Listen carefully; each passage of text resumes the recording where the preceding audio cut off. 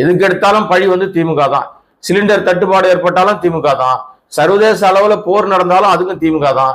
ஏன் ஈரான் கிட்ட போய் பேச்சுவார்த்தை நடத்தல? அதுவும் திமுக தான். ஏன் வந்து நீ வந்து அமெரிக்கா ட்ரம்ப் கிட்ட ஏன் பேச்சுவார்த்தை நடத்தலன்னா அதுக்கும் திமுக தான். ஆட மரமண்டைகளா, தற்கூரி முண்டங்களா, இது எல்லாமே இன்டர்நேஷனல் பிரச்சனை.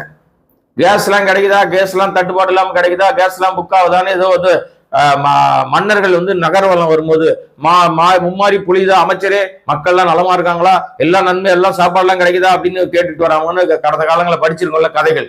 மன்னர்கள்லாம் அப்படிதான் இருந்தாங்கன்ட்டு. அந்த மாதிரி ஒரு பெரிய மன்னர் இவரு, மண்ணாங்கட்டி மன்னர்.